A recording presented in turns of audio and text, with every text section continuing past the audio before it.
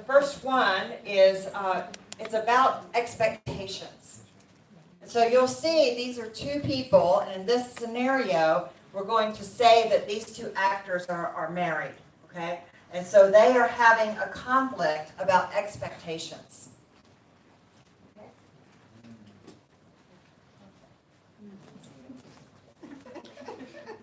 So could you take out the trash for me, please?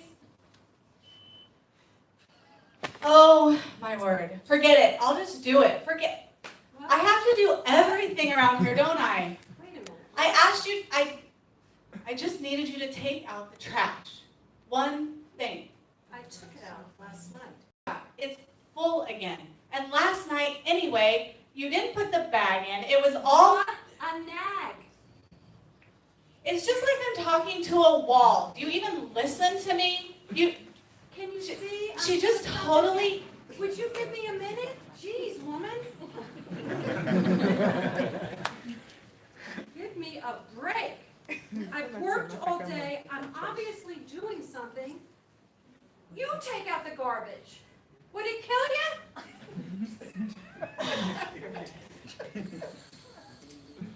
I'm done right now. Yeah, I'm done.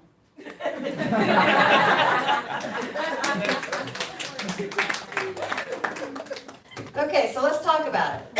Was that a good discussion?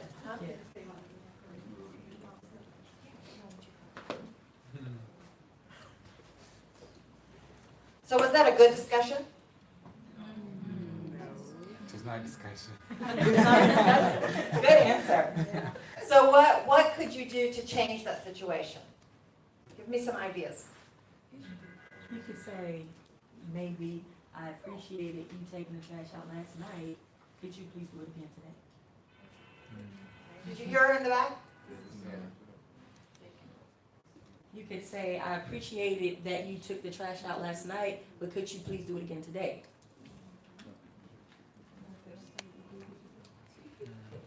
What is the real problem here? What is the issue? She's a nag. Deeper than that. Language. I feel that I'm doing everything in this situation, and I'm not giving her credit for what she does do, because I think it's all about me, and she probably was working, well, that's the husband in this one, in my situation. I mean, our thing. I'm not supposed to talk about my spouse. She was probably working. I didn't even ask if she was busy. I just assumed you're ignoring me. I'm making assumptions right and left. And I'm not valuing what she did last night. You did take out the trash. But I just look at the bad instead of the good and criticize. But don't you think I know I need to bring the garbage out? Do I need to be told to bring the garbage out? I don't think so. I know I'll get to it. Actually, Whose responsibility is it to take the trash out every night? The children. Children. Absolutely.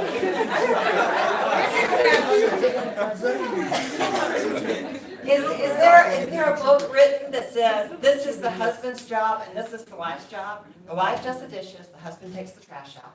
The wife does the laundry, the husband does something else. Mows the lawn. Is there a book that says that? So why do we have the expectation that the woman's always going to be the one doing the dishes and the man's always the one taking out the trash? Where's that written in the book? So we get all upset when it's not done. get done. But in my marriage, I won't see that the trash needs taken out. But he's very open and wants me to ask. He just wants me to ask him in a respectful way and, hey, honey, could you please take out the trash? And then, I need to get his attention, because if he was busy doing something for business or something, he might not have even heard me. And so then 2 hours later, when the trash isn't out, and now I'm suddenly upset at him again, well, he didn't even hear me. Did I take the time to get his attention and say, I would really appreciate it if you could take out the trash for me because it's already full and I I know you took it out last night, but would you mind doing it again today? That would be really great. And he loves for me to ask him to do stuff, but he's not gonna see it unless I ask. And I just have to be okay with that and not expect him to see it, because my standards are pretty high and his are different, and that's okay. And he will see things that you don't see. So, you have to understand that. I think we get to where we see things so clearly, we think, well, everybody can see it. That's not true. Everybody doesn't see the same things. It's all different. We see things differently. And we have priorities that are different. So don't ever assume. When my husband and I used to have arguments, I say used to, because after 45 years, you don't have arguments much anymore. Seriously. We kind of covered everything. But back when we used to argue, I would go in the kitchen mad at him, and I would start banging dishes in the kitchen. I'd make as much noise as I could make, because I wanted him to come in there and say, "Oh, what's wrong?" And he would just keep turning the TV up and watch the ball game.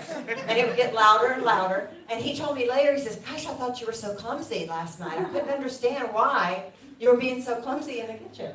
You see, he didn't get it. And I thought I was being obvious. Just go in there and make some noise and he'll come and see and rescue me. That's what I wanted. But see, we expect them to know. And you can't assume and expect they're going to understand everything, because they don't see it the same way.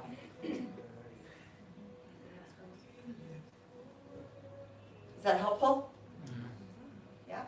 So what would be a right way to do that? I know Sandy sort of gave you one, but I want to hear one of you explain to me how you would do that in the right way. If you need the trash taken out, how would you appropriately ask? Somebody volunteer for me. Do I have to select a volunteer? Don't make me do that.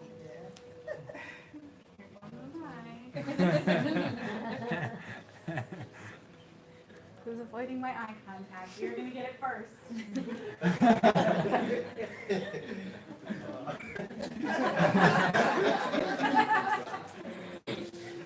So the question is, what is the appropriate way to ask her to take the trash out?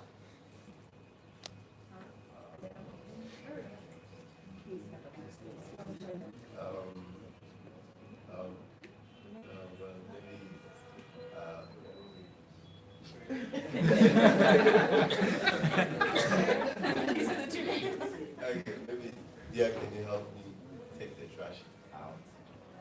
Please.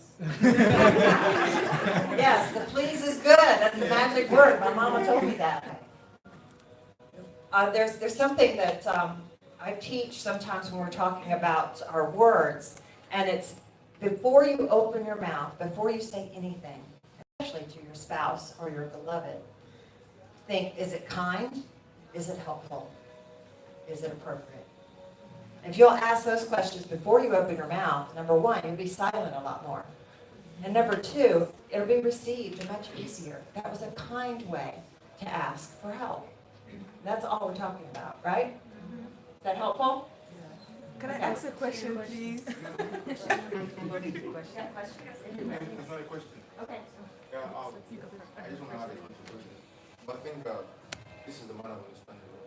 This is your husband. Probably you know more about him. But at that particular time, you be stuck in something, which you know we can observe from him. So the manner of approach, you have to approach him in a very good, nice way. And draw his attention towards you. So I think in a relationship, understanding that. And you try to know more about your husband, when to ask, to talk to him, ask him something. Very good. Question of timing. Timing is always important. So I wanted to ask this question because I'm from Africa. And I'm Nigerian, to be precise.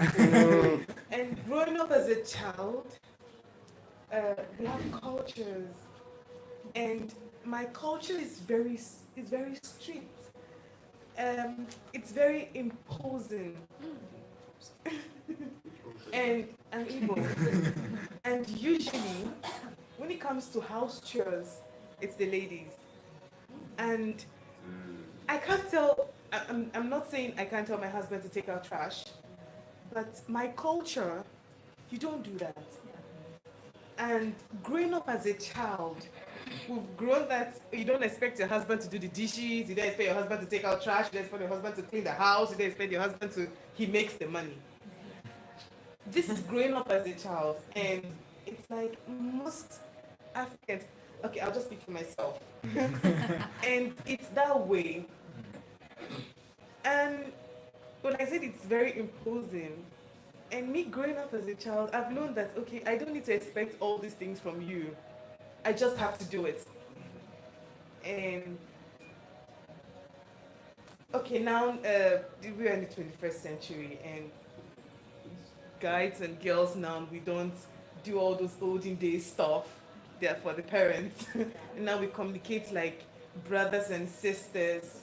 Okay, and because I know back in the days, my mom and my dad, it's completely something else. Okay, but now growing up as the 21st century, like we date, we get married as friends, best friends, and I believe this taking off trash thing shouldn't be a problem. But for me, if you ask me, I have not seen a problem there. Because if the trash is full and you want to take, even if you've been taking out the trash for years, I have not seen anything wrong in just taking out the trash. Even if you ask him nicely, honey, can you take out the trash? And it's like, sorry, I'm busy. Like, it's okay. I think I can take out the trash just for peace to reign. I don't know, but I'm just speaking from myself. Just for peace to reign, because where I'm coming from, you don't do that. Okay, but now we get married to our friends, and I mean, I can talk to my husband. Before, you don't, most of the times women are inside the room. Okay, you don't come out, you don't talk when a man is talking, you don't do that, it's very imposing.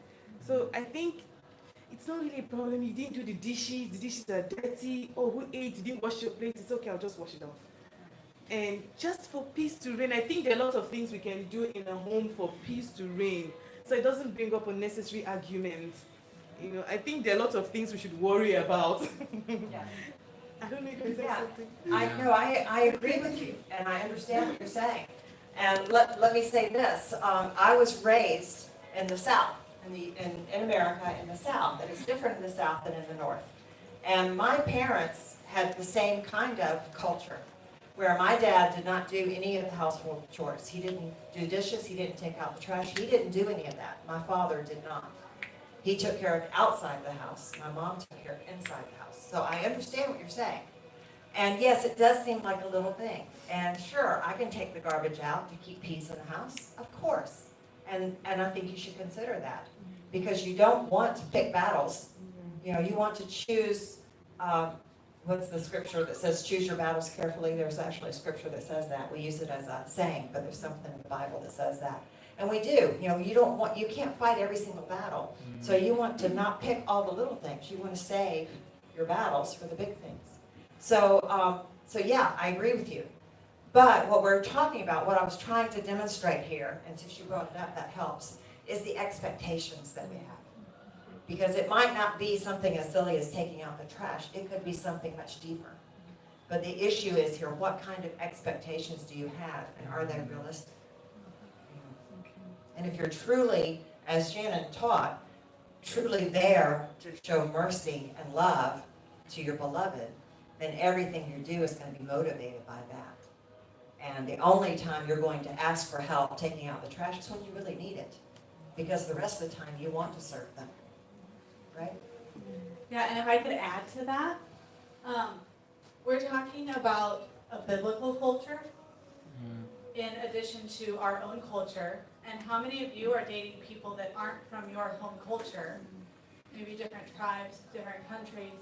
And so if in your culture that is the expectation, going back to expectations, and you've had an exhausting day. Now I'm going to talk to the men for a minute, okay? Your wife is exhausted, and you see that the trash isn't taken out, but you expect her to do it because that's part of your culture.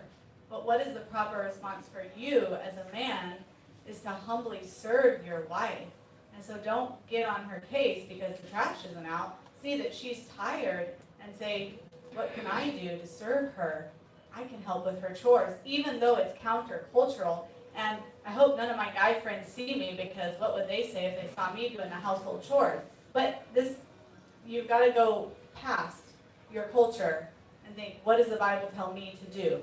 If Christ died for the church, I can die to myself for my wife and take out the trash, or the bigger situations, whatever they are.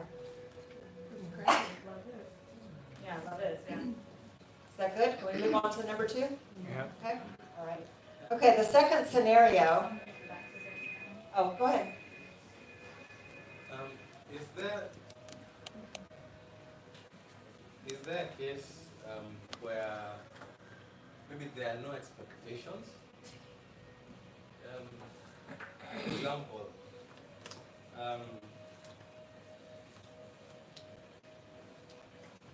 you have your partner who wants to sort out with you, to do the chores, maybe clean the house, cook, do the dishes, take the trash out, and also do, let's say, things that men should do, like pay the bills, go to work. Do you get my point? I need so much. Example, like the new, I think new, when I say the forums of women empowerment, and okay, like this is the same way she said about culture. Like where I come from, the woman stays at home and the man goes to work, brings in the money. But nowadays, the women want to work also, and it's good. It's good. But then, what if it crosses that line where she wants to do things, she wants to do everything? Or there can't be such a place. Are you asking where is the expectation, where is the line for the duties of taking care of the home as opposed to going out and working? Is that your question? How do you draw the line of the expectation? And can one partner do everything that you want to do or you should do? Or I got it. wow, you understood? Yeah, I got it. I would say in that situation, it's really about communication. And so as a couple, you're building your life together, you're building your family, you're building a home, and you need to communicate about that, preferably before marriage. So as you're dating and you're talking, you know, let's use an example of you're all here studying. You're graduating, you're becoming doctors. One of you says, I want to stay in China. I feel God has called me here. The other one says, I just got my degree. I want to go back and practice. I'm a doctor. I need to go home and use my degree. Well, what are you going to do? So you need to communicate about that before you enter into the covenant of marriage and figure out what are we going to do in the future. And in the future, if we disagree about this, then what are we going to do? So for Ryan and I, we said, you know, we disagreed about, let's say, coming to China. And in the end, I gave my opinion, and then I said, but whatever you decide, we'll do. So in your example of, well, what if the woman wants to work? That's countercultural, but nowadays, maybe not so much. It's changing. So as a man, as the head of the house, are you okay with your wife working? And you need to talk about that before you get married and say, I'm okay with you having a job. But I think when we come home, we need to share the duties 50-50. Or, I'm okay with you having a job, but know that that can't change what I expect from you at home. So it's okay for you to have expectations, I think, as long as they're communicated and agreed upon. And better to do that before you get into a relationship that you're married, and then you're like, I had no idea you wanted me to do that. I'm not staying home. What are you saying? And then, yeah, you're stuck.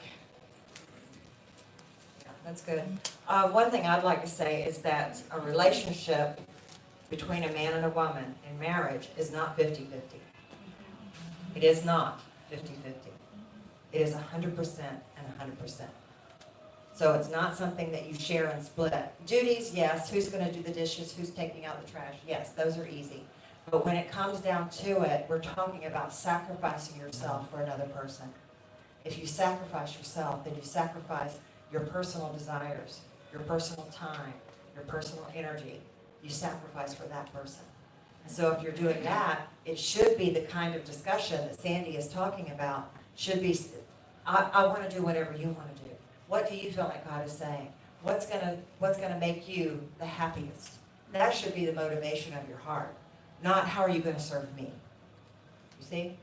Because that's not true love. That's not a partnership. 100% and 100%. I can't find the verse, but there's a verse that says our expectations are from God. It's not biblical. Yeah, Barbara's saying she's looking for the verse. She'll tell us when she finds it. Our expectations are in God alone. We should only expect from God. If we keep all of our expectations in Him, then we'll never be disappointed. Is that good? It's good on that one? Yeah? Okay, I'll move to number 2. All right. Role play number 2 is, it's about winning arguments and all of the tools that we bring into a discussion in order to make our point and win our side. Because we think a lot of times when we get into a discussion that the number one goal is to win, right? We want to win. We all want to be winners. And so we bring in everything we can, all of our toolbox, into the discussion so that we can win. There are 2 ways to do that, the right way and the wrong way.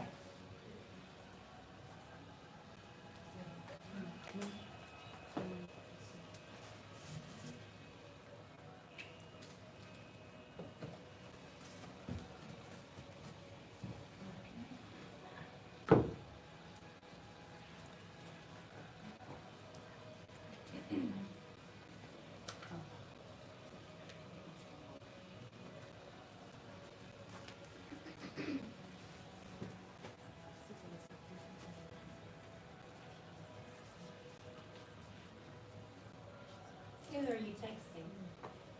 Nobody. You're texting somebody. I'm just texting my friends like I always do. Well, I remember a few years ago, we were in an affair with my best friend, and you started by being on the phone. And I want to know what's going on. Who is that? I thought you forgave me about that. I did, but it Stop hurts. living in the past. It hurts. I'm sorry. You always bring up the past. You always bring up the I past. don't always. When are you going to forgive me? I have forgiven you, but I have hurts that I'm dealing with. God's helping me with. But you said you forgave me. I'm not texting anyone, see? Not now.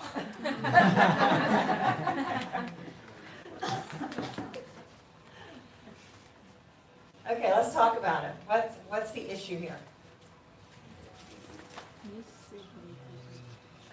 What's the problem? What they do wrong? What's wrong?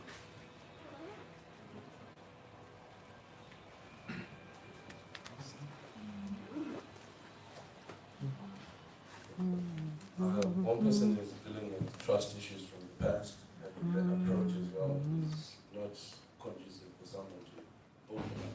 It's like an accusation type of approach. Yes, very good. Do you remember what Shannon said about words are a weapon?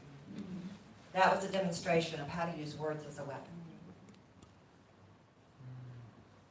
So what would be the right way in that scenario?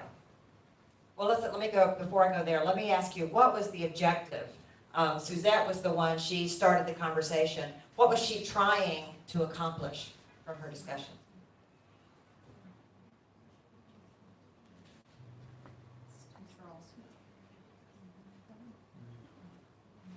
Somebody, what was she trying to, Suzette, tell them what you were trying to accomplish. Well, it had been several years, and I'm still carrying the hurt of this affair. and he's moved past, he's gone on, I've forgiven him, we're good to go, I'm really not good to go. I'm still carrying it. I want to get over it, but because it hurts so badly, every time I see him on his phone or, you know, I want to know who it is. You know, be honest with you. You weren't before, and so I'm having to work my way back to being honest with one another because he wasn't. Does that make sense? And his response was what? Thought you forgave me for that. You know, it's over. That should be done. It happened. We talked about it. It was done. It's over. Right? Is that the right way or the wrong way? So what would be the right way? How should this be dealt with?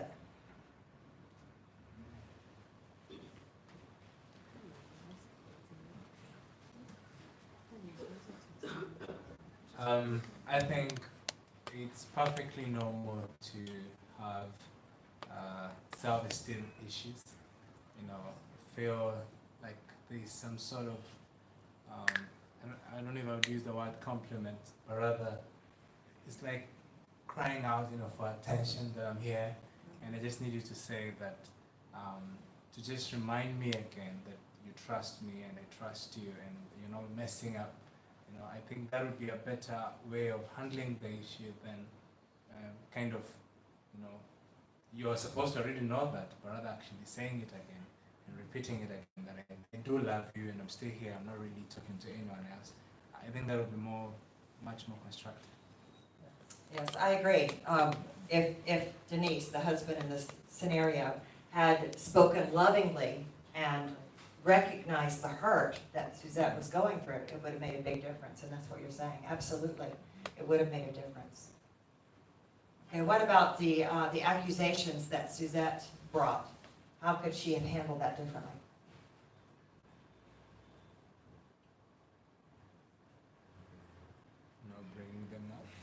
I'm not bringing them up. You said, you know, what does that do? If you don't bring it up, then you're constantly stuffing it down, and eventually it will explode, right? When there's an issue,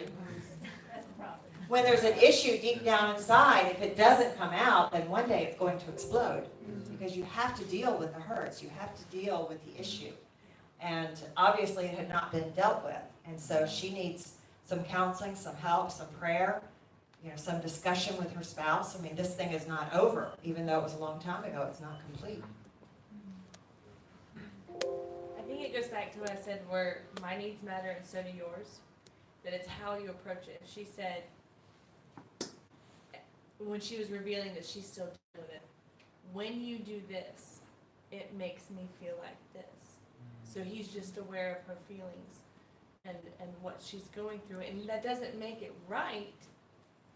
And she's not saying what I'm feeling is right, but I'm just telling you where I go emotionally when that's happening. And she's wanting a response, or at least an acknowledgement of that. But again, it's respectful, and it's saying, here's my need. I want to know your need, but there's something missing here. What about when Suzette wanted to see who her spouse was texting? Is that okay? Is that acceptable to see who you're talking to? What do you think?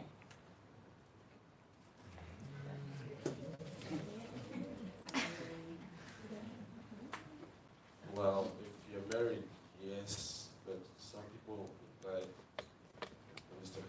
if you're married, yes, you'd want to see, because you now want transparency through and through. But how you approach now, it really matters at the time, because when you're accusing someone, and then you want to grab their phone, that's already, you've gone overboard. So they're bound to retaliate as any human being would do. But I think when you're married, yeah, if you ask to see, you should see.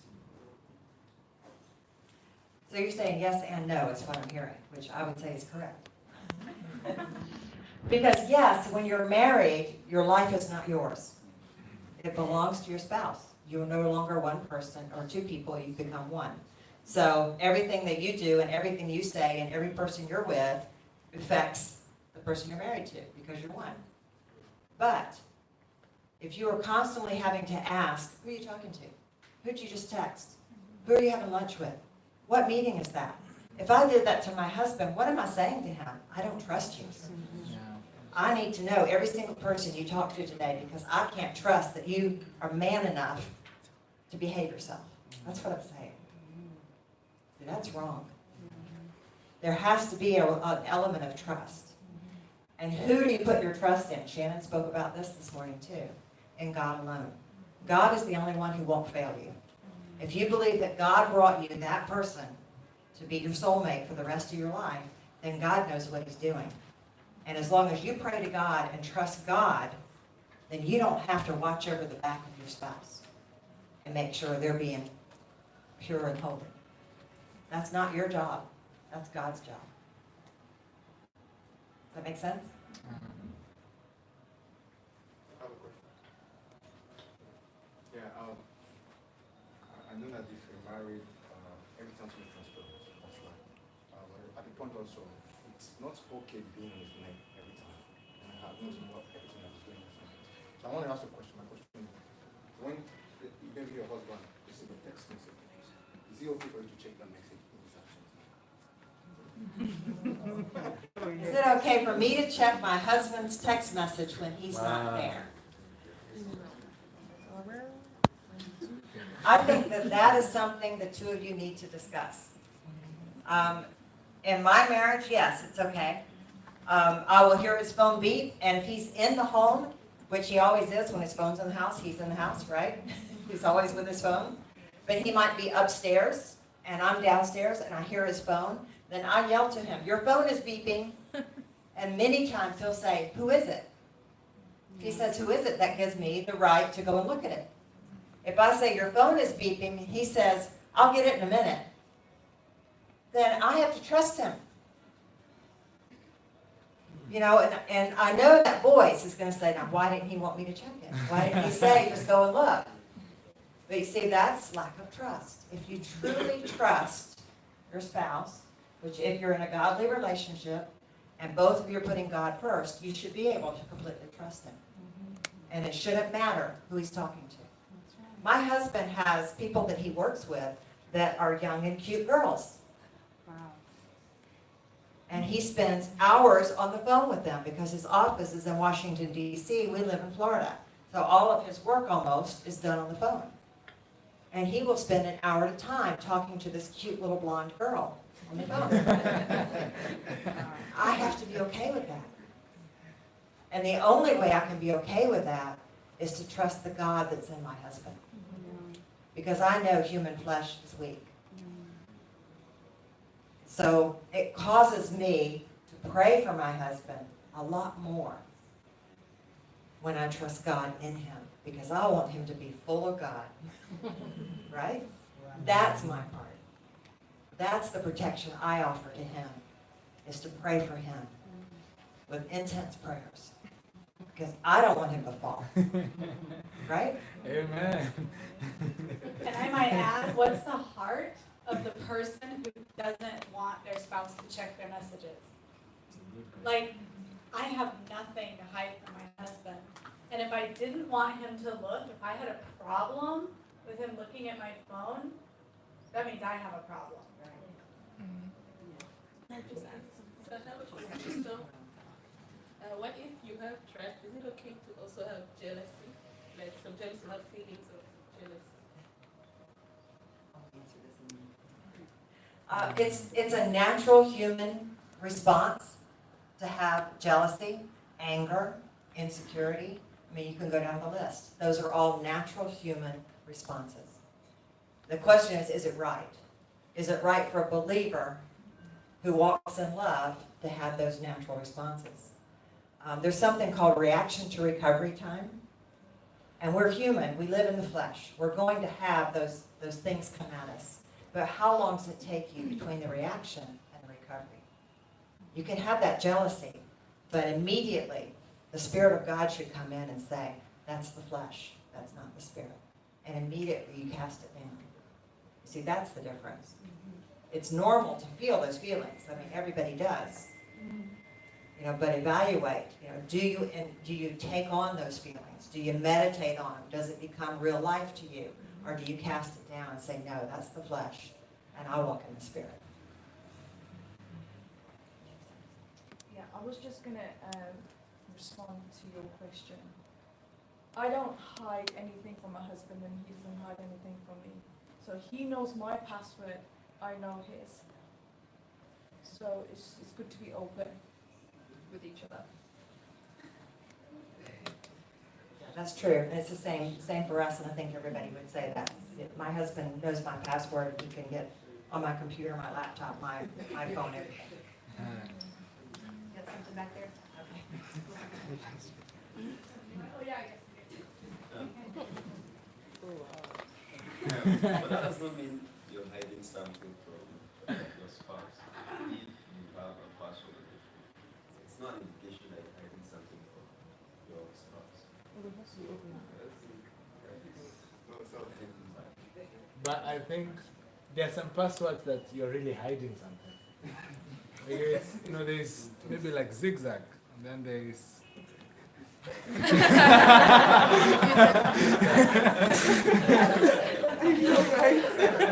I think it goes to motive. I don't have a password on my phone so that my husband can't access it. I have a password on my phone so that a thief who takes my phone can't access it. It's motivation. What's your reason for having that password? Yeah, I think too, we've strayed from the illustration just a tad, because when the affair happened, it happened because he was on a text and it grew into an affair. So the woman, every time she sees him with the phone, that comes back. And so, and this is particularly for women who you are a peacemaker. You have to be honest with your husband when you're talking about particularly an affair or anything. You can't just let it go because you don't want to argue. You have to see it through to the end and be honest with him and get it dealt with. Because if you don't, then several years later, when he's looking at his phone, that's going to pop into your mind and you got to deal with it again. So it's very important to follow the process all the way to the end and say what you need to say at the beginning so that years later it doesn't come back and you have to go there again. That's good. And that's not just with people that are married and having affairs. That can be ex-girlfriends, ex-boyfriends.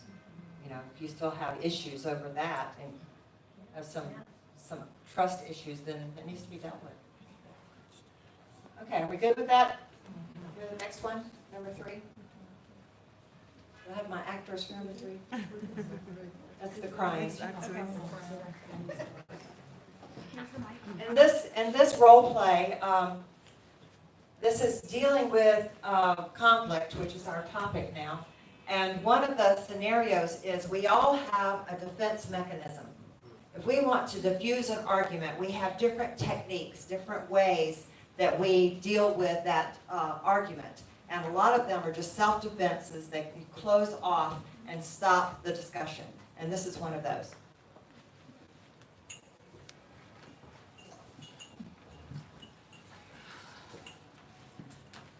Hi. Oh, honey, you're home. Oh my goodness, this house is a mess. What?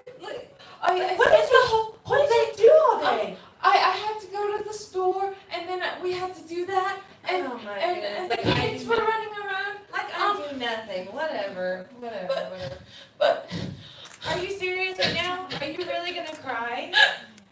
You are such a woman. Oh my goodness. Is it like your time of the month or something? Can we just stop with the crying? I can't talk to you when you're like this. I'm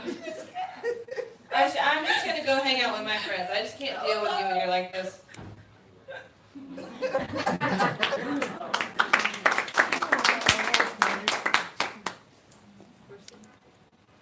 Okay, what did the crying accomplish? Oh, it accomplished something. What did it accomplish? What did it accomplish? It stopped the argument, right? No more discussion could happen. So you see, that was a defense mechanism. Because she didn't want to have the argument, so she started crying, and by crying, the other person got angry and left. It stopped the communication. Another defense mechanism is the silent treatment. You just sit there with your arms crossed and you never say a word. There's no communication when the other person won't talk. You see, there's defense mechanisms. Another one would be anger. You get really angry in the person's face and the other person cowers and there's no communication. You see, there's different ways to stop communication. So I want to ask you, in a situation like that, how could we do it differently?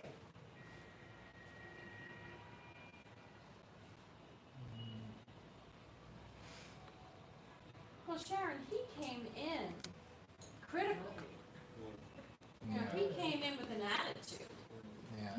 He was critical. He didn't find anything positive or good. He didn't greet her. So he clearly has an issue. He could have had a really bad day and he brought that home with him, you know, and he was so frustrated from the day. So that's one way you could come home different. How could you change that? Talk to me about that. Let's say you were at work, and this could be male or female. You're at work, and the last thing that happened in the day just was so frustrating.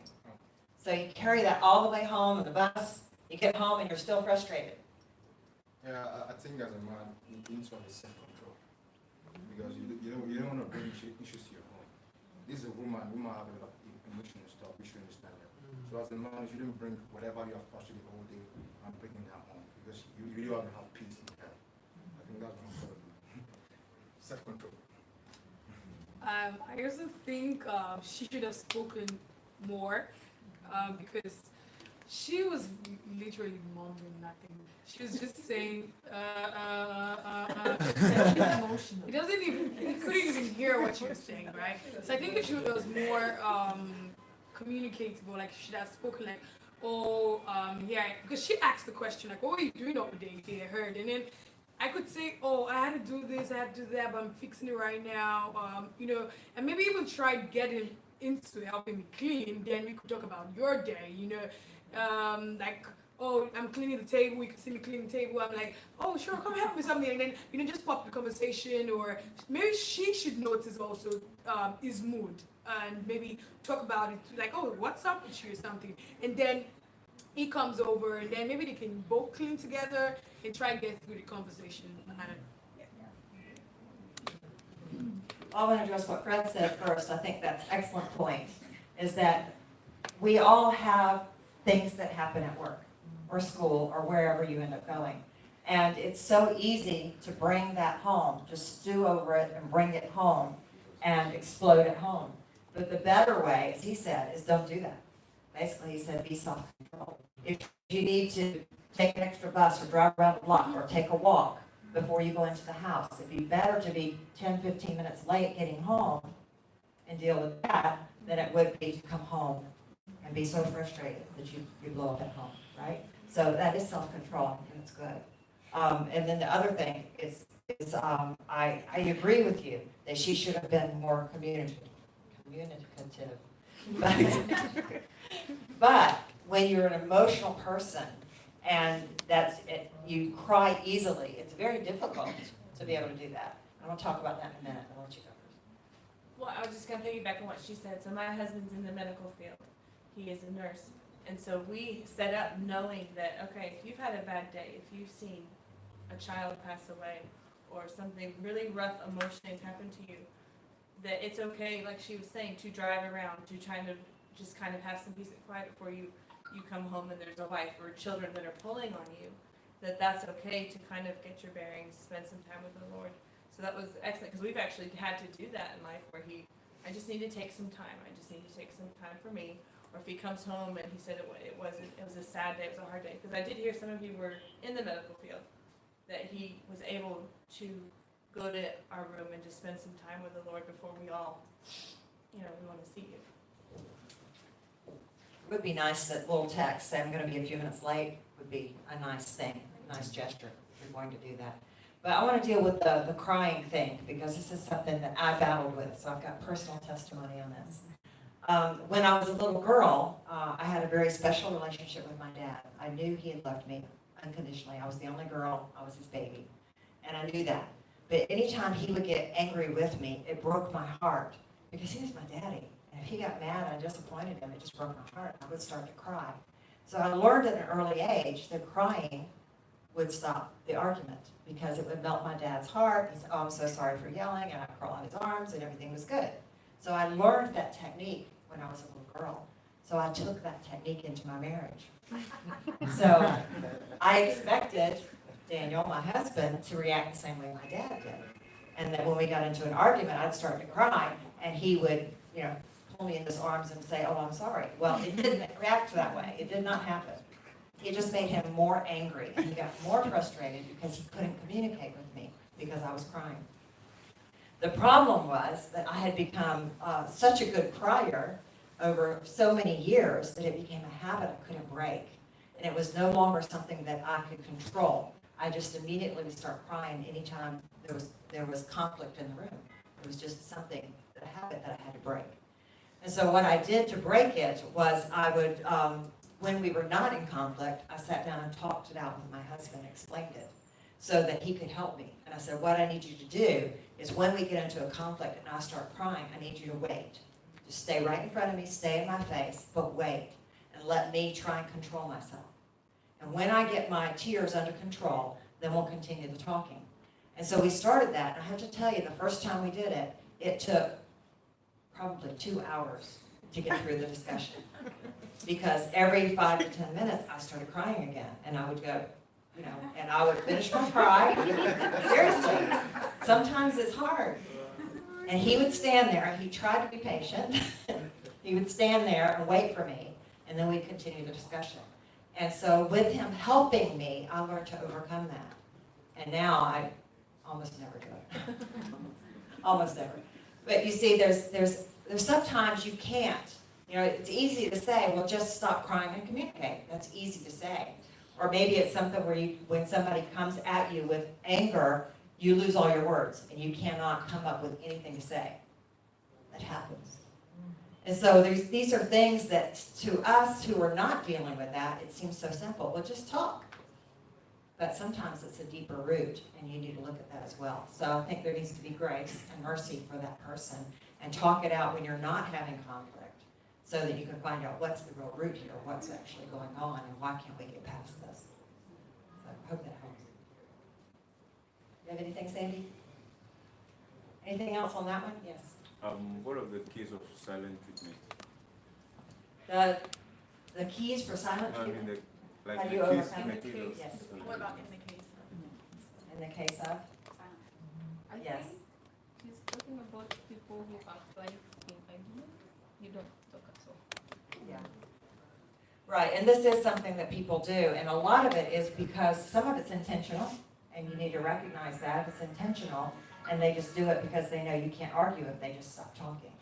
But most of the time, it has to do with some kind of fear, or they feel out of control, and so a way to control the situation, because you're better at words than they are, is they just shut down. And it's more about shutting down, closing off everything than just not talking. And so some of that is because they feel so out of control and uncomfortable with the discussion. This happens a lot when you're from a family who never yells, and the family is always peaceful and quiet, and you marry into a family of screamers. And so the reaction is when somebody actually gets in your face, which you never had before in your entire life, is you close down. And a lot of it's that kind of a reaction. You just shut down. And so there's no communication, there's no talking, but it's more than talking, it's that fear. It's like an animal that's afraid and being threatened. So there's actually a feeling of being threatened there. And so that's what you would have to deal with, is making it to a place to where there's a safe place. And if you get that person into a safe place where they can actually express themselves, then it will break free. But that takes time. What if the person was just trying to avoid an extra conversation with you? Yeah, and that's why To make they just shut peace. down because they're not getting anywhere with it, yeah. Yeah, and that happens as well. It's a little bit different scenario with that. Usually what happens there is they'll try first to say, well, I just can't talk to you when you're like this. Or I need you to be quiet so I can say something. Usually they'll try a couple of times first and then they just shut down.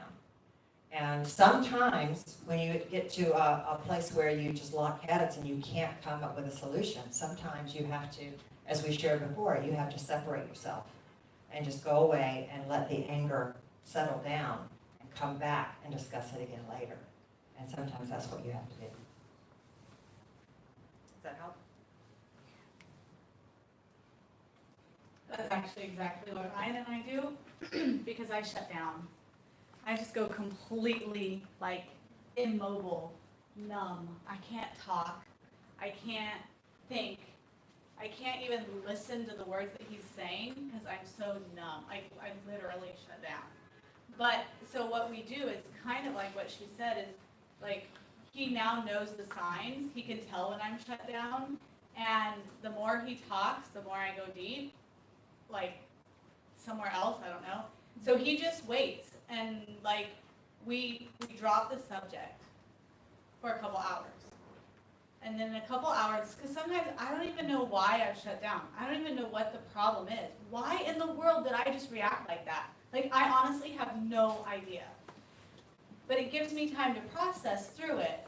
And him, maybe he's still sitting right next to me, or maybe he leaves the room. But it gives me time to process, like, why did I just react? Why was I so upset? And then later, I can come back. It's usually me that comes back and starts the conversation. He waits until I initiate. And I'm like, okay, this is why this bothered me. And then we talk about it. And like she said, it took 2 hours one time for, like, sometimes we start talking about it, and there'll be another trigger, and I'll shut down again. I'll be like, okay, I've had enough. I can't discuss anymore. Can we talk about it tomorrow?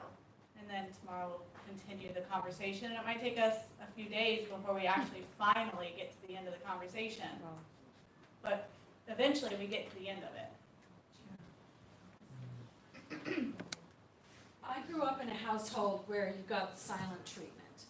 And I believe giving somebody the silent treatment is a form of control where I'm the winner of the argument. And being the recipient of the silent treatment, it's exhausting because you kind of put it on yourself. What did I do? It's all, I shouldn't have done that, and then I would go and try to make amends.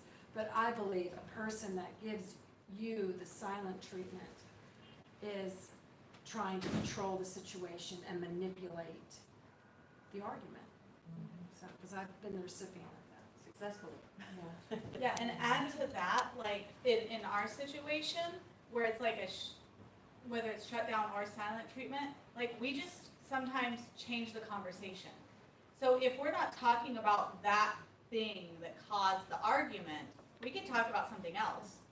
And then our moods can change, and then we go back to the difficult conversation. But sometimes, so that you don't get into the silent treatment or long periods of silence, is you change the subject. You talk about something light. You talk about what you did at work, or, oh, by the way, or watch a TV show, something. Change the mood and then go back. I think one of the keys too, I'll make sure that you get this, is just because you take a break from the conflict does not mean that it's over.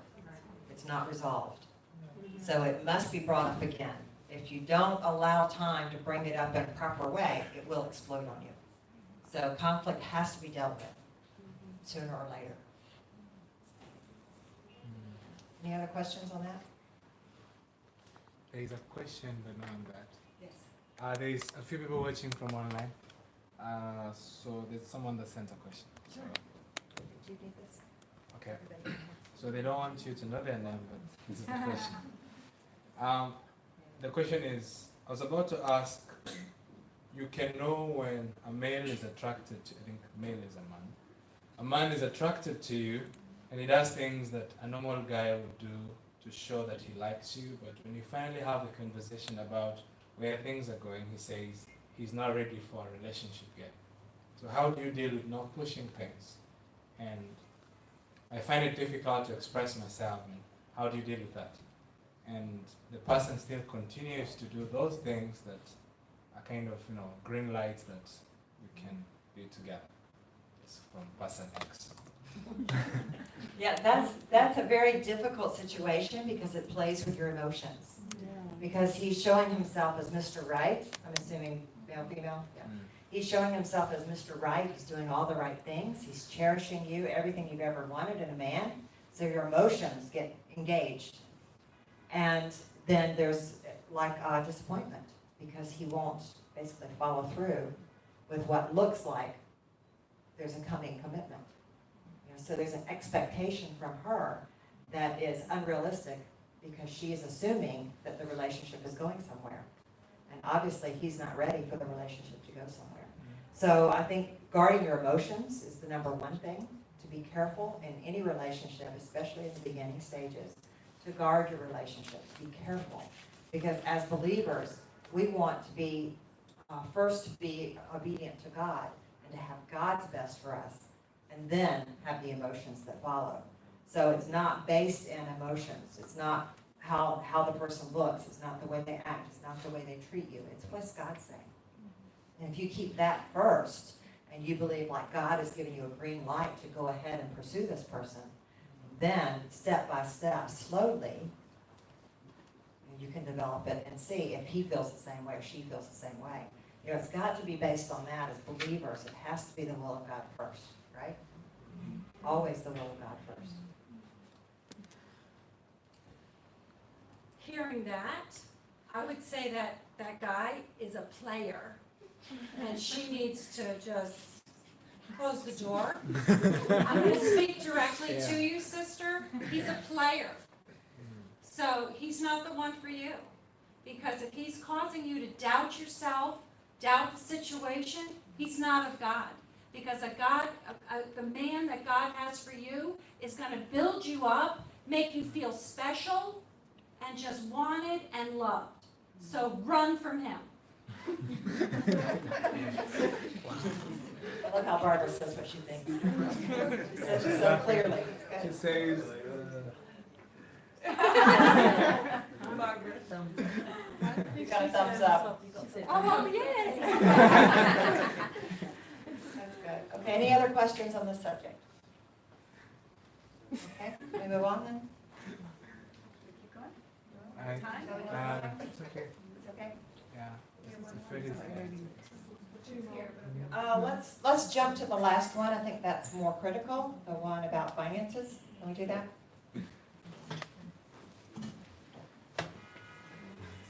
I think finances are always an issue, always a point of conflict. And the way we handle our finances with our beloved is one of those areas where the enemy can come in and cause division. It's one of the main things that he uses. There's no new tricks. We have a real enemy, and he uses the same tricks over and over. And this is one of them that he uses often. Hey! I want to tell you something. Guess what I found today? What? I found a receipt. In the car. Really? Yeah, and it was a bit more than we talked about for the budget, so I'm just wondering what the explanation is, maybe?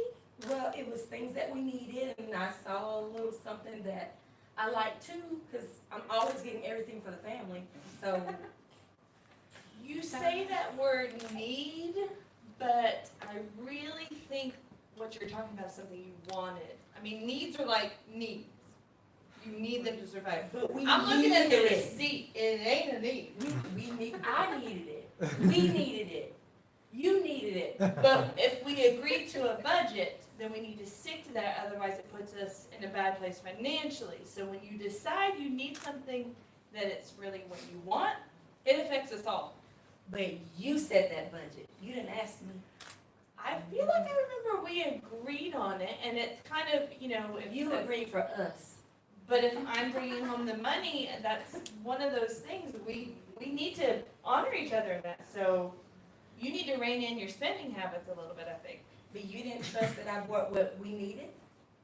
I'm looking at the receipt. This is not food and water. Well, don't worry about it. Just ask your rich mom and daddy.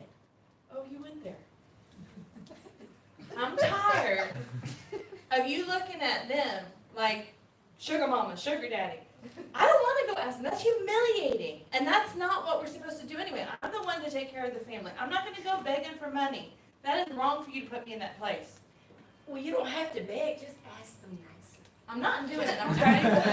Now it's a fight. Come on.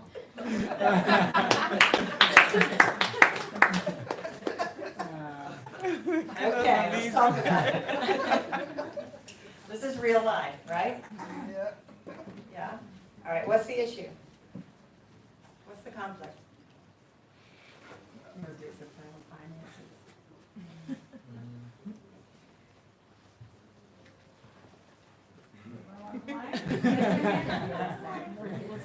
What's the problem here? Sure.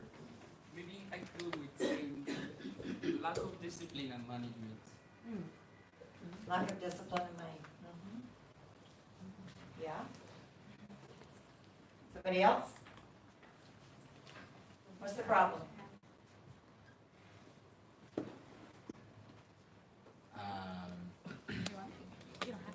I think that there's kind of different, or a rich dad, poor dad kind of thing going on. One person grew up in a family that had everything. The other person, in a family that really had everything. So when they want something, they really want it because, they now can get it. And the other person has grown from a place where they can get anything they want, so they got the place where they don't really need some things. Yeah, that's the scenario. So, which one is right and which one is wrong? Sandy? I think adding also on the views, I think maybe one grew up in a family where the needs can break the rules. I don't know if you understand. Like the needs can break the rules. And another one has grew up in a family where we stick to the rules no matter what. Just like the scenario with Jesus, he said,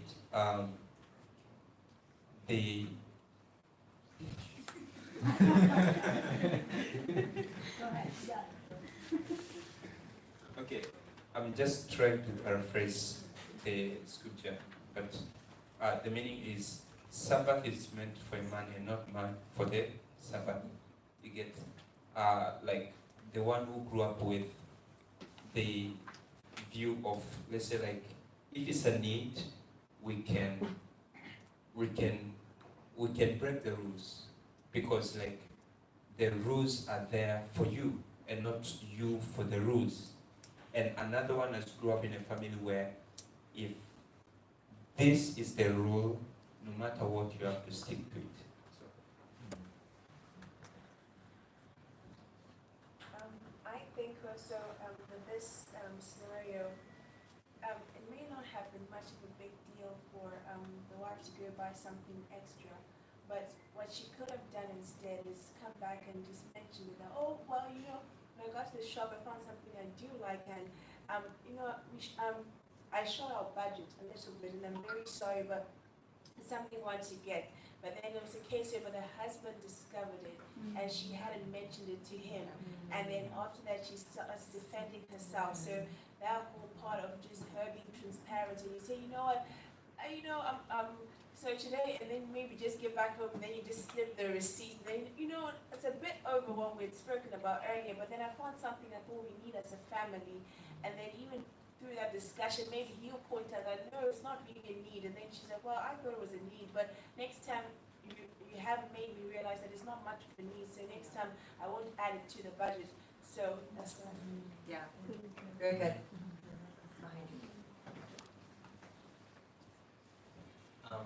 How about instead of her buying the extra, about first consulting, I think, or maybe make a phone call like, or you know, instead of buying and coming with the receipt, like I did this, you know. How about maybe not consulting, but like, you know, I see something that I want or like or we need, and I'm thinking of overstepping. May I, you know, would that? Yeah. So. Yeah, I mean, that's not a bad suggestion, to ask first, to talk about it first. But I think one of the key points in the scenario with the actors is that there was a budget discussed. And you can tell from the conversation that the budget was created one-sided. And the other person didn't really feel like they had input into the budget. And if you break it down, I think that's one of the core issues here, is that the other person didn't buy into the budget. And when you set a budget as a couple, you both have to agree to it. It has to be something that both of you can live with. And then, if you happen to break it, as you said, Melissa, and if you come to the person and confess it, and that again is the right scenario. And then we go to the question of need. What qualifies as a need? I have to tell you, for me, shoes are a need. Right? I'm just saying. I like that. I joke, but in some ways it's kind of true. Shoes make me happy. They do. I am a shoe girl, and I love shoes, and they make me happy. And my husband knows that. So it's not really a need, but he knows that it's going to put me in my happy place. That's a good thing. He likes it when I'm happy. You get what I mean? Okay? So there's a line there. I'm not saying that you should use that as a sword against your spouse and saying, well, I needed those shoes. That's wrong. But when we talk about needs, there's something more there than just the material needs. See what I'm saying? There's a feeling of being, when my husband tells me I can buy the shoes, or when I buy the shoes and he says, that's okay, darling, we'll make it work, I feel cherished. I feel special. I feel like he's willing to make the sacrifice in another way of the budget so that I can have something that's maybe not necessarily need, but it bless me. You see, that's a whole nother way of thinking it. So it doesn't always have to be necessarily a need. I think that's one of the conflicts there, is what do you mean when you say it's a need? And that's something you need to talk about too, between both of you. What does that mean? What is a true need? And what's in the budget there? What are the things? List the items and make sure you understand the true picture. But being honest, I have to tell you, there are times, and I won't ask for your hands, but I'm willing to guess that a large majority of my team would say there's been times when I've hidden something that I bought for my husband. I'm being honest. Because I was kind of embarrassed that I bought that, because I knew, we were on a budget. I knew I shouldn't have, but I did anyway. And I did. There were times when I would hide it. It didn't work out well. Because eventually, I'm thinking he's never going to notice that I bought a pair of red heels. You think? He knows I'm a shoe girl. He's going to know eventually when I wear those that they're new. So you're going to get caught in the act. So hiding things is never a good thing. We want to practice open communication. Be honest. Maybe let's say something on this. I think there is also another way of kind of getting ahead of this, where you have some space, set aside in the budget. That if it's a new shoe, then that's okay. Or maybe in the sense of, if it's not up to $500 or it's not up to 500 kwai, it's okay. And then if you're going to buy a new car, at least call me. I think it's something like an allocation of an amount of money. That is actually one of the things that they talk to my husband about in premarital counseling, that before you join your finances together, or however you do that, that you both agree on a limit. Like if it goes over this number, we talk to each other first. So it can be whatever you agree on, but that was something like to set as a truth in our marriage, so that we knew we're not gonna go over that before consulting each other first. All right, I want to say one thing that's probably going to step on some toes, but just hear me out. It is not designed in the Bible that the man takes care of the checkbook and makes the budget and does all that, and the woman just has to listen to it. It never says that in the Bible. Okay? When the two come together as one, they're one flesh. And sometimes one of them is really good at crunching numbers and making a budget, and the other one is not. And it's not always the male, and it's not always the female. So you have to work that out among the two of you. In my house, my husband's the one who does the budget. He's really good at thinking in the future and planning and saving money. I'm not. I'm good at spending it. But I'm good at writing the checks and keeping the bills paid. So we split the job. It works for us. So you've got to find out what works for you. It may not be all one-sided. You've got to be willing to go with the strengths and weaknesses of each individual and make sure that you're not dominating and controlling the relationship by finances. Okay? Any other questions on that? Comments?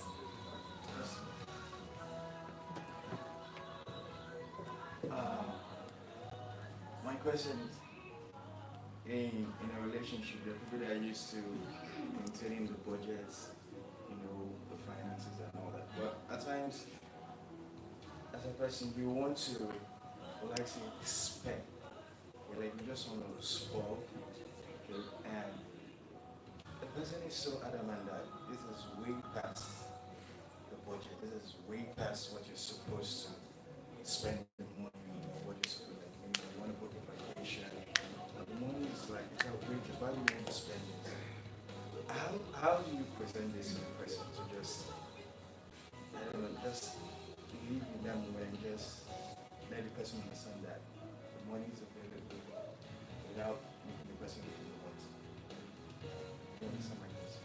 I think so. You're talking about overspending. Somebody's not respecting the budget. Is that what you're saying? No, like One item. when, like, okay, I know there's a budget, but I'm not constrained to that budget. Just for this time, I just want us to just have a good time, just go somewhere. I don't want the budget to just come into the picture. Yes. We're not supposed to just, no, this is our budget. We must stick to the budget. Yes. How do you present it to the president? Yes. So you're wanting to be spontaneous. You're wanting to break the bank, so to speak, every once in a while. Yes. To be able to, yes, I get it now. Okay. Yes.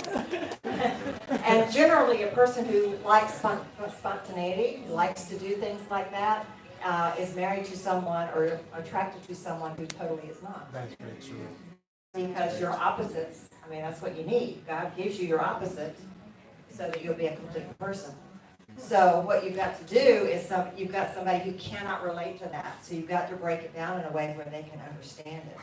So, instead of saying, I want to go on this adventure and we'll deal with the budget when we get back, it's going to be okay. Another way is to bring them into it and make it be something that they buy into as well. That this is something that's going to be for our relationship, that we can do together, that we can, and it needs to be something that you agree on, that you do together, not so that you personally can go off and have a good time while she goes to work. That's not a true relationship, okay? Just saying. It's a bank account. But if it's something like you want to go off on a vacation together, just as a scenario, and it's not in the budget, is it okay to break the budget? It is within reason if both of you agree. But you have to know how to get yourself back into the budget when you get back. How are you going to ultimately pay the debt? If you go into debt for this, how are you going to deal with it when you get home?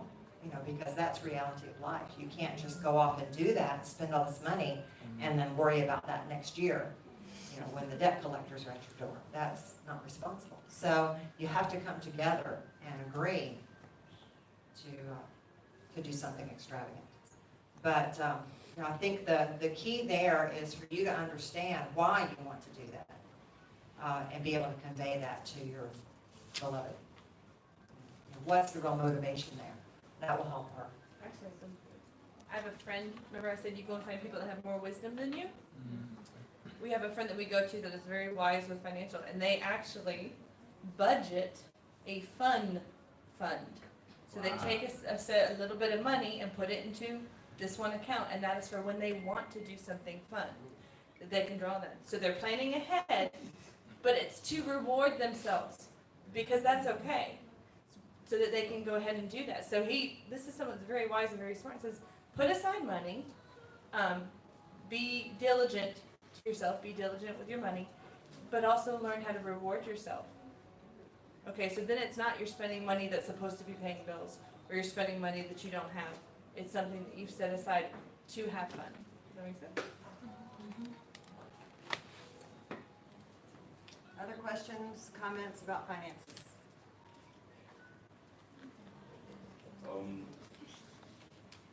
I wanted to ask the question about, like, say, in the case of, okay, we understand that being the guy, you've left your family, your parents, and now you are starting your own family.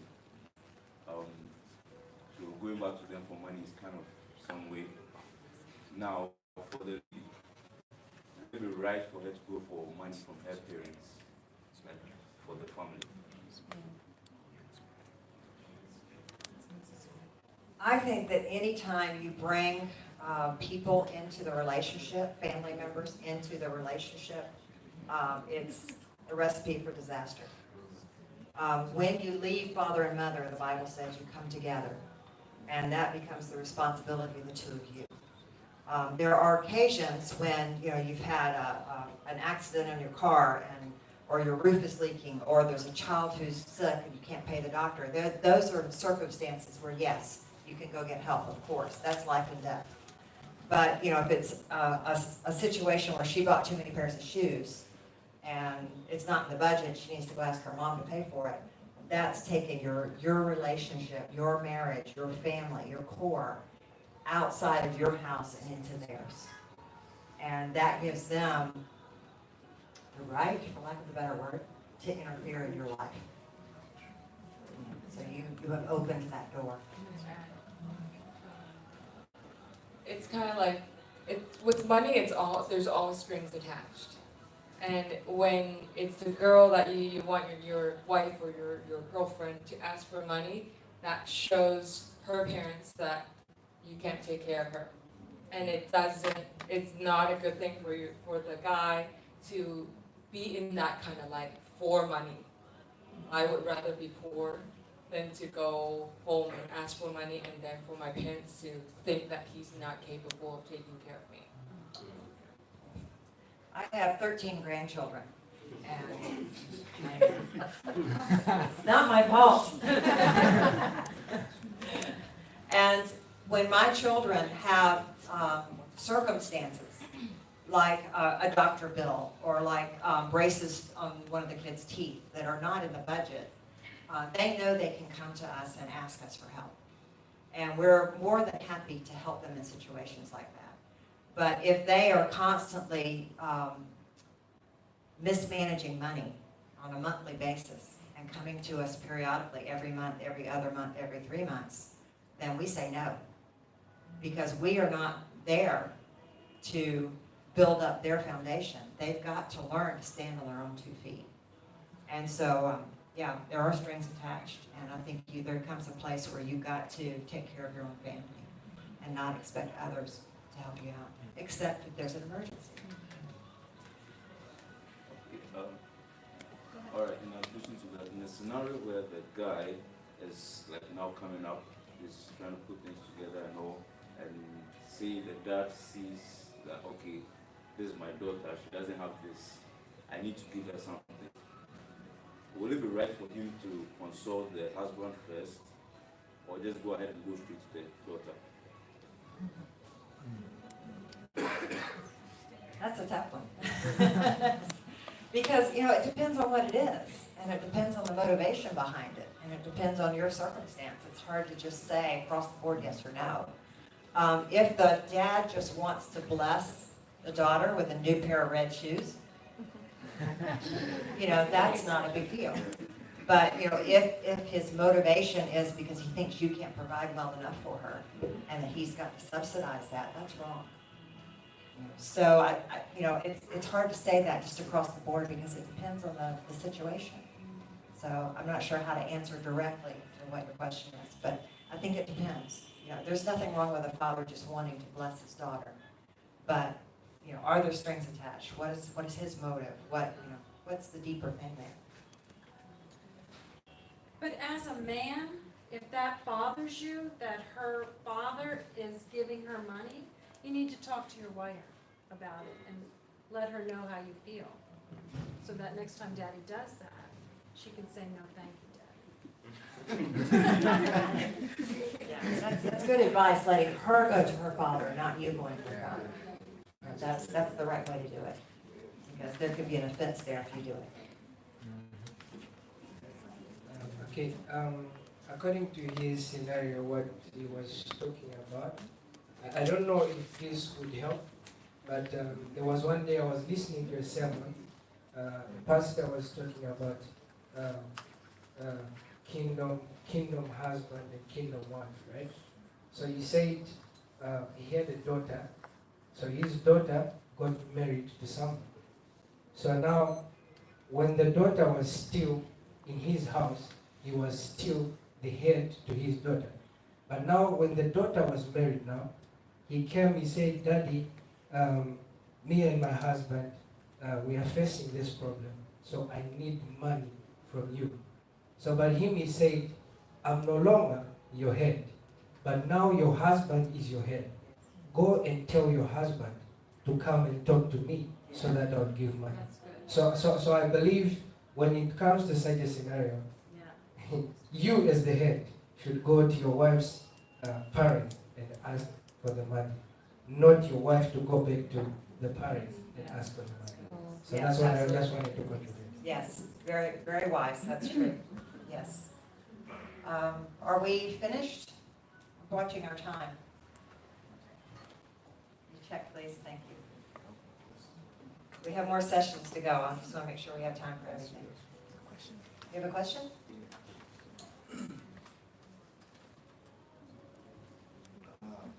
We have time for one more. Okay. Short one, do we have one more? We have a question. Okay, this question, based on we growing up in my country, in like Africa, well, I don't know if this is faced elsewhere. Because growing up, this is what I've come to see, that when people get married, the sole responsibility now falls on the husband, when I hear the wife's like what the siblings are doing, the siblings of the wife, he getting a job, he completing his studies and all that, the whole responsibility falls on a man. And I'm asking, is that the way it's supposed to be? Because growing up as a kid, I watched my dad do that. There are times that we actually needed a whole lot of things, but he had to sort them out first before he will now come back to us. And at times it made us feel like we didn't seem to matter much. So I'm asking, yes, we know you're getting married to the pleasant family, but it's that how it's meant to be, that every responsibility now falls on the person that comes to marry from their family.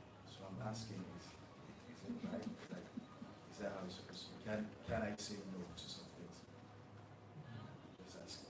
Say no in her family? Yes. Can I say something on that? I think that being a Christian does not mean that you have to say yes to everything. It means you should have healthy boundaries. Things that are good can come in. Things that are not good should keep off. Should stay outside the boundaries. And I think depending with the situation at hand, you can either say yes or no. But I think as a couple, together you should first agree on healthy boundaries that will not really be too far and also not be too selfish. Just boundaries, especially on finance, because what you're saying is very true. If you're the only one in the family who made it, there's a lot more behind who need the help. But there's still that balance of you.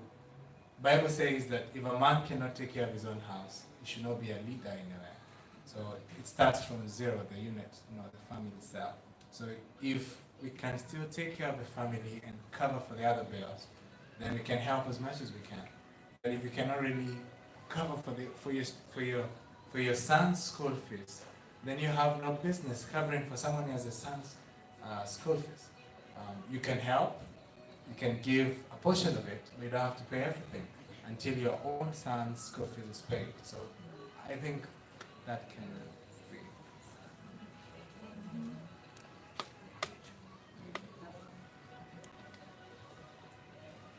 Any other questions on the finance? It's good discussion. No? Okay, we can do the last role play. We've got time for one more. And this one is, the conflict here is, I wrote it down, you never spend time with me. So let's watch it and then we'll discuss it. Hang on a minute, baby. My phone's ringing. What? Hello? Hello? So you can take your car or shall I bring mine? No, I think you take yours. Excuse me, 1 minute, 1 minute. Yes, honey. you never spend time with me. Wait a minute, I'm on the call. I'm on the call. Yeah, so, right, okay. Yeah. Really? Yeah, we can do that. Yeah, I'm here. 1 minute. Can you just hold the line? I told baby, I just want to spend time with I'm you. just on a phone call. I'll be back. Yeah, so, yeah. Okay. Yeah, we can do You that. spend more time on that phone than Tonight? with me. I have a problem I with can that. make it in an hour. Oh, the TV's just on. 1 minute. Honey, I'm on I'm the just call. trying to just want your attention. I'm here, aren't I? That's what you wanted. I'm home. But I Let me want just more finish- than that. Let me finish my phone call and we can just pick it up. Are they more important than Okay. me? At this moment, yes. 1 minute. Hello? I'm done. All right.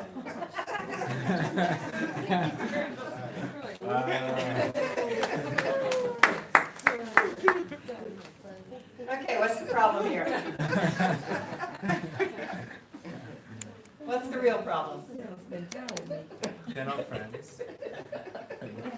I'm sorry, what did you say? I think they're not friends. They're not real friends. The best friend is somewhere else. On the phone. Yeah, that's good. Well said. I think she thinks that being there means she's there for Kim, but Kim means more than just the present. Yes. Yes, and present, just being present, physically present in a place is not enough, is it? If you're not there mentally, emotionally. Right? What else? What else did you see? She put other people in front of her relationship. She honored them more than what the wife was asking. She just totally disregarded it and told her that they were more important at that time. But probably it was deeper than that. What about the other side?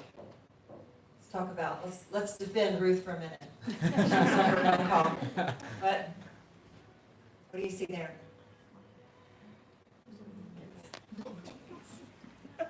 I think she feels the friend more interesting than Kim, so spending time with them is better than just being.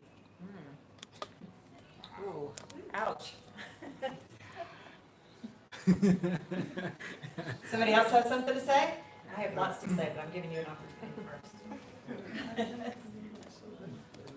Yeah, I know men are always caught up a lot of people. It's okay. But the most important thing is that you have to respect that time.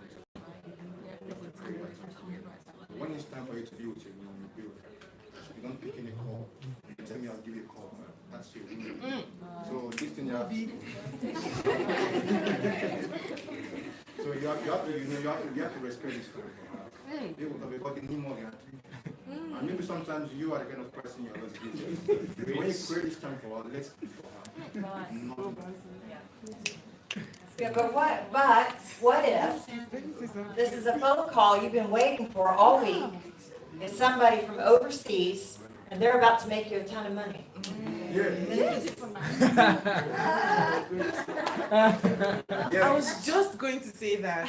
What if it was very important.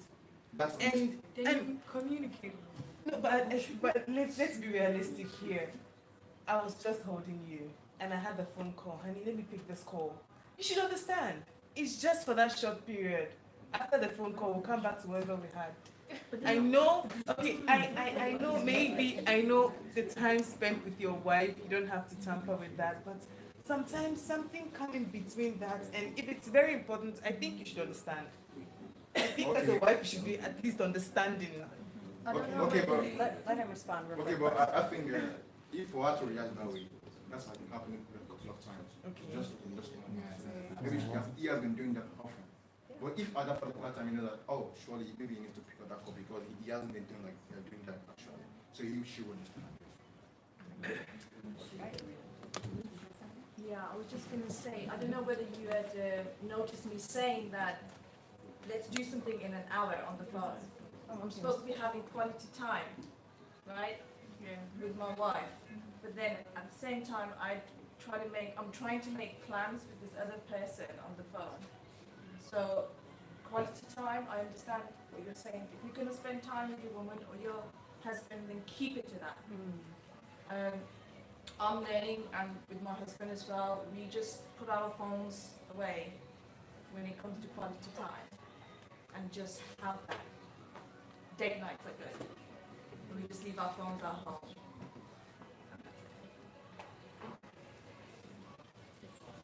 So I feel the man was not speaking the language, the love language of the lady. That's affection. And from the lady's response, it wasn't that time only, but it's like a recurring thing. It's like she has built up this resentment towards that act. So it's like now the opportunity is there for her to just release everything. So I think the man may have to speak that language, the love language of his lady, which in that scenario was affection. Not just being there as someone said, not just being there in the flesh, but not being there in person, as she said, but also spending time talking, holding hands, doing things for a long time, which they may not have done in a long time. Yes, there's different scenarios here, and so we have to evaluate it in different ways, because if that is a constant abuse, as we've discussed, and it happens every time, then there's a real problem there. And the woman does want to feel cherished and important, and so does the man. I mean, it can happen both ways. It could be a woman who's constantly getting phone calls, and the husband wants to spend time. And so it can happen either way. And I think the key here is there are times when the call is important. You need to establish that.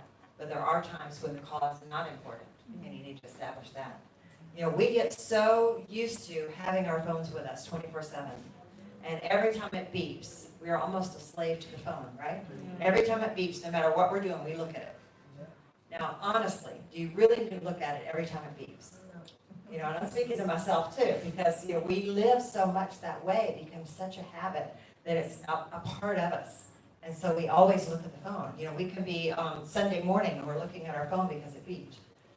You know, there needs to be some boundaries around that, for sure. But I think the big lesson here is to communicate with one another. You know, if you set aside a time that's a special time together, then that needs to be cherished. It needs to be a special time. But that needs to be conveyed ahead of time. A lot of times what happens is one has the expectation that this is going to be a date night, home alone together, and the other one didn't realize that was an expectation. And so that needs to be communicated. You have something to say? Sorry. For me, I just think it's a matter of understanding. Because what did I say that? Maybe sometimes it's not advisable to switch off the phone. Okay, you've been a businessman. Maybe you have been pursuing something for a very long time. And that call has to be something that's going to change your life. How are you going to do that?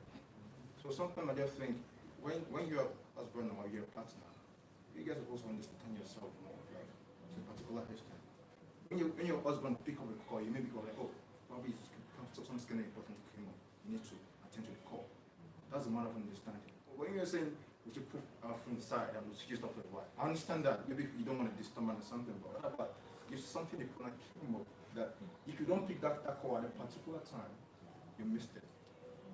So I think you should look into that aspect. Yeah, I think that you have to evaluate every situation in every relationship.